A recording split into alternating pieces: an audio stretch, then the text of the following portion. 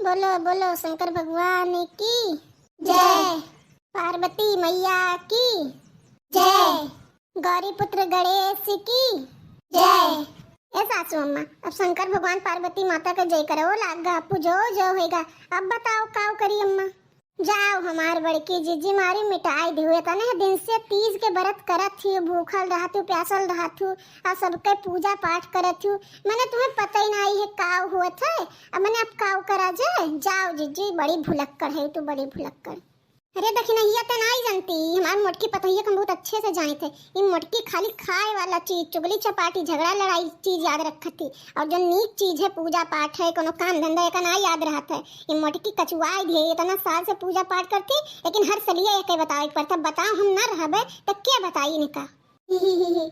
देखते देखनैया, देखते बड़की जीजी के सासू अम्मा कैसे बड़की जीजी के बुराई करत हैं, कैसे बुराई करत हैं। बड़की जीजी है ही वही लायक। हाँ, हर चीज खाई जानत ही, अब भुलाई तो पूजा पाठ करे तो जुड़ते ही जाती। भुलक्कड़ ही एकदम भुलक्कड़। तो भैया दोनों जन के ना बड़ा हंसी आवत है, बहुत हंसी आवत है। आज हम भूखी प्यासी है नाते तो सबका का उल्टा सीधा कही, नहीं तो अब बता दे जन के बताते। चलो कोनो बात नहीं, तोहरे दिलों से तो हम बाद में निपट बाद में। अरे हाँ सासू अम्मा, तू बिना मतलब है गुस्सा तू पता है हमें सब, लेकिन तू बूढ़ परनिया हुआ पुराने पुरखा जबान हुआ तो मैंने सब चीजें तुहिन आगे रहते तो यहू तुहिन बताई दियो। हाँ हमें तो पता है कि पूजा पाठ होएगा, अब काव करे के ये मत कनो। अब जब पूजा पाठ होएगा है तब शंकर पार्वती जी का मनाए दनाई लियो, ओकरे बाद अपने परिवार के सलामती के लिए भगवान जी से प्रार्थना कर लियो, अर्जी लगाई दियो, अपने भूल चूक गलती के कुल माफी मांग लियो भगवान जी से कि हम जाने अनजाने जो हमसे गलती हुई होगा कुल माफ कर दो भगवान जी। हम आंधर हन, हमें कुछ नहीं पता है ये सब बारे में।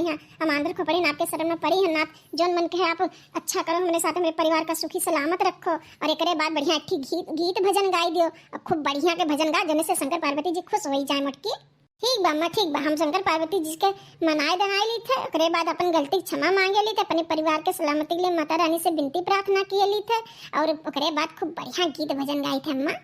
जय पार्वती पद भोलेनाथ की जय हो, ब्रह्मा विष्णु महेश की जय हो, आदि देवताओं की जय हो।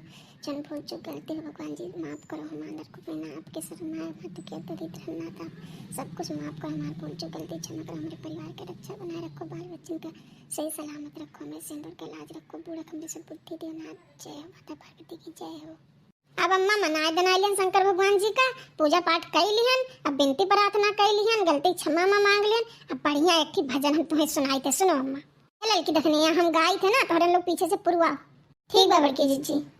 दा सूरज जब ले रहे आसमानवा में, जोड़िया बनल रहे धरती गगनवा में, चंदा सूरज जब ले रहे आसमानवा में, जोड़िया बनल रहे धरती गगनवा में, जोड़िया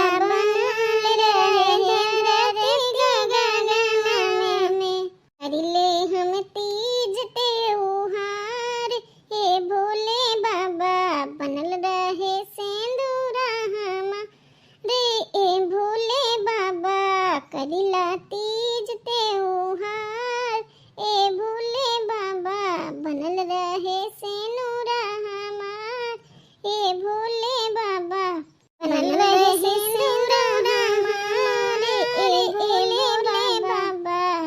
खुशी खुशी पूजवा के थाल हम सजावनी, केलवा के पतिया से मंडप बनावनी, खुशी खुशी पूजेवा के थाल हम सजावनी, केलवा के पतिया से मंडप हम बनाईनी, केलवा के पतिया से मंडप हम बनाईनी, दुपया गरबत्ती और जलाईनी कपूरवा हो, तुहो के चढ़ौनी भोले के रवाया गुरवा हो, धूप अगरबत्ती और जलावनी कपूरवा हो, तुहो के चढ़ौनी भोला के रवाया गुरवा हो, कैनी बरतिया तोहार ए भोले बाबा बनल रहे सिंदूरा